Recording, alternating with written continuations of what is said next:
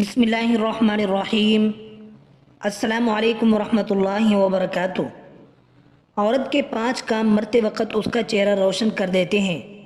جو عورت اپنی زندگی میں یہ 5 کام کر لیتی ہے تو مرنے کے بعد اس کا چہرہ روشن ہو جاتا ہے، اور مرتے وقت کسی بھی مرد یا عورت کا چہرہ روشن ہو جانا اور اس پر نور آ جانا اس بات کی علامت ہے کہ میرے رب نے اسے بخش دیا ہے۔ حضرت مولانا جلال الدین رومی رحمۃ اللہ علیہ کے پاس ایک عورت آئی، کہنے لگی، حضرت آج میں ایک ایسی عورت کی میت کو دیکھ کر آ رہی ہوں کہ جس کا چہرہ مرنے کے بعد روشن اور چمکدار ہو گیا ہے۔ ایسا لگ رہا تھا کہ جیسے اس پر نور کی بارش ہو رہی ہو۔ مولانا جلال الدین رومی رحمۃ اللہ علیہ فوراً بول پڑے کہ اس عورت نے حضرت امام باقر رحمۃ اللہ علیہ کے بتائے ہوئے 5 کاموں پر ضرور عمل کیا ہوگا، یعنی 5 نصیحتوں پہ ضرور عمل کیا ہوگا۔ محترم ناظرین، ہر ایک عورت کا چہرہ مرتے وقت روشن نہیں ہوتا، بلکہ صرف اسی عورت کا چہرہ روشن اور پر نور ہوتا ہے جو اپنی زندگی میں یہ 5 کام سر انجام دیتی ہے۔ تو وہ عورت مولانا صاحب سے کہنے لگی، حضرت مجھے وہ 5 کام بتائیں کہ وہ کون سے ہیں، ہو سکتا ہے میں بھی ان کاموں کو اپنا لوں تو میرا یہ کالا اور گناہوں میں ڈوبا ہوا چہرہ مرتے وقت روشن اور چمکدار ہو جائے۔ مولانا رومی رحمۃ اللہ علیہ نے فرمایا، میں نے امام باقر رحمۃ اللہ علیہ کی زندگی کے بارے میں پڑھا ہے، آپ کا علم پڑھا اور آپ کے اقوال پڑھے ہیں۔ آپ فرمایا کرتے تھے کہ عورت کے لیے پہلا نیک عمل یہ ہے کہ وہ شادی کے لیے کسی نیک انسان کا انتخاب کرے، کسی اچھے متقی اور پرہیزگار انسان کا انتخاب کرے۔ نکاح کرتے وقت اس کی نیت یہ ہونی چاہیے کہ میں تو گناہ گار ہوں، خطا کار ہوں، لیکن جب میں کسی نیک انسان کے ساتھ نکاح کروں گی تو میری زندگی میں آنے والا نیک انسان جو 5 وقت کا نمازی ہوگا، نیک اور عبادت گزار ہوگا، اور جب اس کے منہ سے کوئی بات نکلے تو قبول ہوتی ہوگی۔ جب وہ میری زندگی میں آئے گا تو مجھے بھی 5 وقت کی نماز، قرآن پڑھنے، روزہ رکھنے، صدقہ و خیرات کرنے اور دوسرے نیک اعمال کرنے کی تلقین کرے گا۔ تو جب میں اس کی نیک کاموں کی تلقین پر عمل کروں گی تو ایک تو مجھے اپنے شوہر کی بات ماننے کا ثواب ملے گا جو کہ ہر عورت کو ملتا ہے جب وہ اپنے شوہر کے حکم کی بجا آوری کرتی ہے۔ دوسرا، جب میں 5 وقت نماز ادا کرنے کے لیے وضو کروں گی تو یہ وضو میرے چہرے کو اس دنیا میں بھی اور آخرت میں بھی روشن کر دے گا۔ ناظرین کرام، قیامت کا ہولناک دن ہوگا، ہر مرد و عورت پریشان حال ہوگا، نفسا نفسی کا عالم ہوگا، لوگوں کے چہروں پر کرب اور تکلیف کے باعث ہوائیاں اڑ رہی ہوں گی۔ تو ایسے میں ایک عورت ایسی بھی ہوگی جس کا چہرہ 14ویں رات کے چاند کی طرح چمک رہا ہوگا۔ دوسری عورتیں جب اس کا چمکتا روشن چہرہ دیکھیں گی تو حیران رہ جائیں گی۔ دنیا میں تو جب کسی عورت کا چہرہ خوبصورت اور چمکدار ہو، رنگت نکری اور صاف ہو، تو دوسری عورتیں اسے پوچھتی ہیں کہ بتاؤ کون سا میک اپ استعمال کرتی ہو، کون سی کریم استعمال کرتی ہو، کون سا بیوٹی لوشن لگاتی ہو، کون سے بیوٹی پارلر سے تیار ہو کر آتی ہو۔ لیکن قیامت کے دن کوئی عورت یہ نہیں پوچھے گی کہ کون سی کریم لگاتی ہو، بلکہ اس دن جس عورت کا چہرہ زیادہ روشن اور چمکدار ہوگا تو دوسری عورتیں اس سے پوچھیں گی کہ بتاؤ دنیا میں کون سا ایسا عمل کیا کرتی تھی کہ جس عمل نے قیامت کی ہولناکیوں میں بھی تیرے چہرے کو روشن کر دیا ہے۔ تو پھر وہ عورت کہے گی کہ میں دنیا میں یہ 5 عمل کیا کرتی تھی۔ نمبر 1، فرمایا گیا شادی کے لیے نیک اور متقی شخص کا انتخاب کرنے والی عورت، جب نیک اور متقی شخص اس کی زندگی میں آ جاتا ہے تو یہ اس کی زندگی میں ڈھل جاتی ہے، نمازی بن جاتی ہے، قرآن پڑھتی ہے، حق بولتی ہے، سچ بولتی ہے، اچھے اخلاق اپناتی ہے، محلے کی عورتوں کے ساتھ اچھے اخلاق کے ساتھ پیش آتی ہے، اپنے گھر کے بڑوں کا ادب کرتی ہے، چھوٹوں پر شفقت اور مہربانی کرتی ہے، بد لحاظی، بدتمیزی اور بد اخلاقی سے بچتی ہے۔ تو مرتے وقت روح بعد میں نکلتی ہے، میرا اللہ جنت کا ٹکٹ پہلے دے دیتا ہے اور اس کا چہرہ روشن کر دیتا ہے۔ سبحان اللہ۔ محترم ناظرین، کچھ بدبخت لوگ ایسے بھی ہوتے ہیں جو عورت کی زندگی میں داخل ہوتے ہیں تو اس کی زندگی کو اجیرن بنا دیتے ہیں، دنیا میں بھی اس کی زندگی جہنم بنا دیتے ہیں اور اس کی آخرت بھی تباہ و برباد کر دیتے ہیں۔ تو حضرت امام باقر رحمۃ اللہ علیہ نے فرمایا کہ دوسرا عمل جس سے عورت کا چہرہ مرتے وقت روشن ہو جاتا ہے وہ ہے پردہ۔ فرمایا پردے میں رہنے والی عورت کا چہرہ بھی مرتے وقت ایسے چمکتا ہے جیسے 14ویں رات کا چاند چمک رہا ہو اور نہایت ہی خوبصورت ہو جاتا ہے۔ جو عورت پردے میں رہتی ہے اور غیر محرم مردوں کے سامنے جانا گوارا نہیں کرتی۔ مدینہ شریف کی دہلیز پر ایک عورت رہا کرتی تھی جو بے حیا تھی، بے حیائی اس کے اندر کوٹ کوٹ کر بھری ہوئی تھی۔ وہ غیر محرم مردوں کے سامنے جاتی تھی اور فحاشی پھیلا رہی تھی، فحش گوئی کرتی تھی، یعنی غیر محرم مردوں کے سامنے جانا، اپنی نمائش کرنا اور ان سے غیر اخلاقی گپ شپ لگانا۔ وہ بے حیائی میں بڑی ہی مشہور تھی۔ ایک دن میرے کریم نبی جناب محمد مصطفیٰ صلی اللہ علیہ وسلم ایک چبوترے میں بیٹھ کر آپ سرید کھا رہے تھے۔ سرید کہتے ہیں کہ گندم یا جو کی روٹی کو گوشت کے شوربے میں پکانا یا اسے بھگو کر کھانا تاکہ وہ اچھی طرح سے نرم ہو جائے۔ اسی دوران اس عورت کا وہاں سے گزر ہوا۔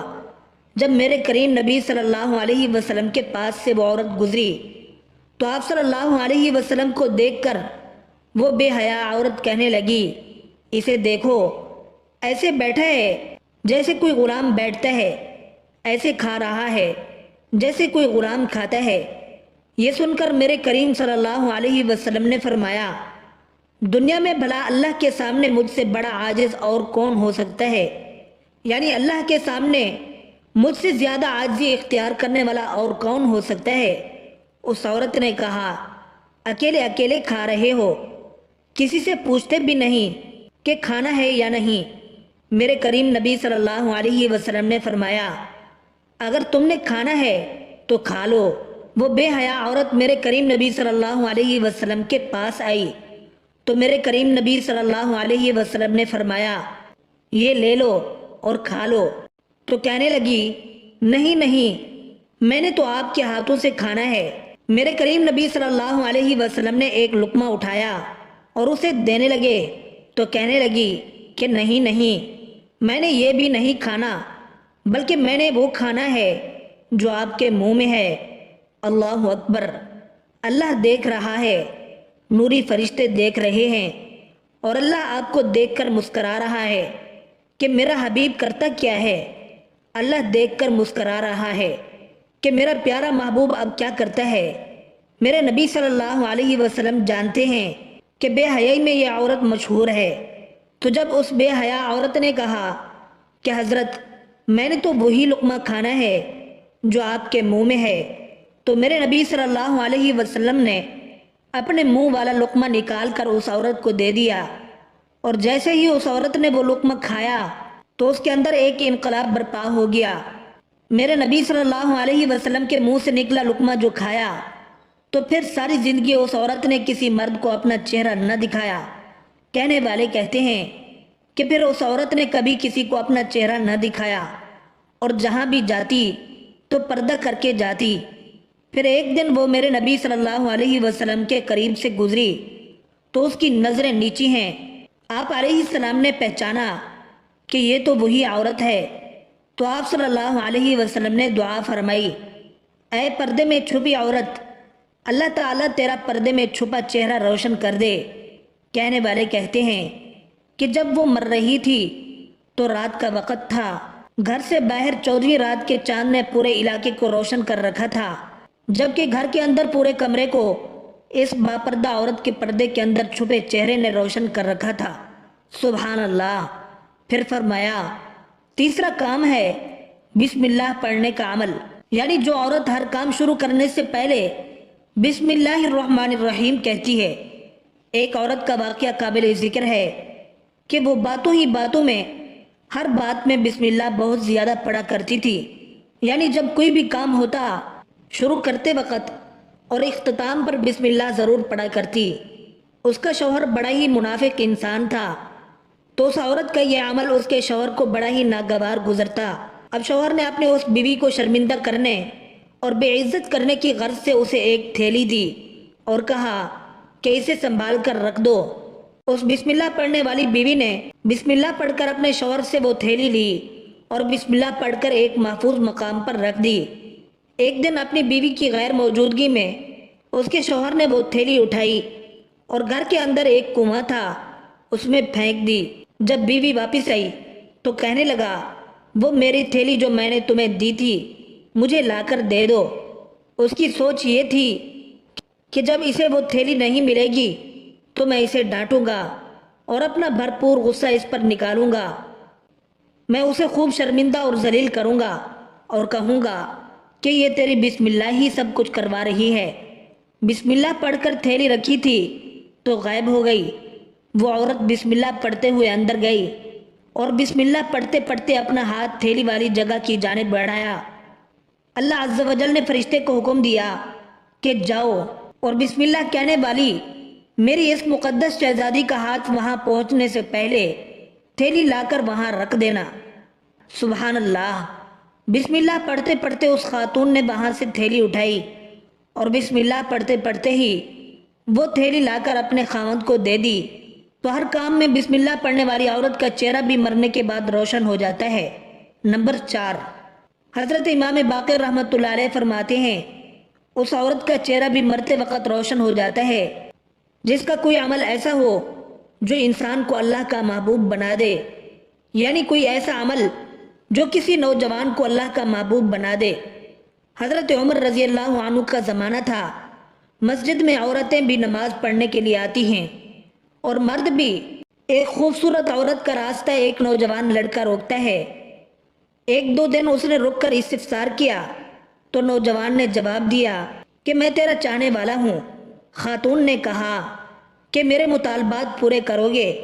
تو نوجوان نے جواب دیا کہ آسمان سے تارے بھی توڑ لوں گا۔ خاتون نے کہا کہ میری خواہش ہے کہ 40 دن حضرت عمر رضی اللہ عنہ کے پیچھے نمازیں پڑھ لیں، اس کے بعد 40ویں دن کی آخری نماز کے بعد یہاں میں آپ کی منتظر ہوں گی اور تیرا انتظار کروں گی۔ 40 دن نمازیں چلتی رہیں، پھر حضرت عمر رضی اللہ عنہ کا لہجہ ہو اور من کے روگ نہ دھلیں اور من میں نور نہ اترے، یہ ہو ہی نہیں سکتا۔ 40ویں دن کی آخری نماز کے بعد وہ گردن جھکا کر پورے کا پورا حیا کے لباس میں لپٹا جا رہا تھا اور لڑکی حسب وعدہ کھڑی تھی۔ کہا، گزر رہے ہو؟ آنکھ اٹھا کر دیکھتے بھی نہیں۔ میں حسب وعدہ کھڑی ہوں۔ جواب ملا کہ کھڑی رہو۔ عمر رضی اللہ عنہ نے دل کا تعلق رب سے جوڑ دیا ہے، یعنی ایسی عورت جس کا کوئی عمل اسے اللہ کا محبوب بنا دے، یعنی جو خود بھی گناہوں سے بچتی ہو اور دوسروں کو بھی اللہ کے راستے پر ڈال دے۔ ایسی عورت کا چہرہ بھی مرتے وقت روشن ہو جاتا ہے۔ نمبر 5، 5 وقت پابندی سے نماز پڑھنے والی عورت کا چہرہ بھی اللہ تعالیٰ موت کے وقت روشن کر دیتا ہے۔ اللہ تعالیٰ ہم سب کو ان باتوں پر عمل کرنے کی توفیق عطا فرمائے۔ آمین ثم آمین۔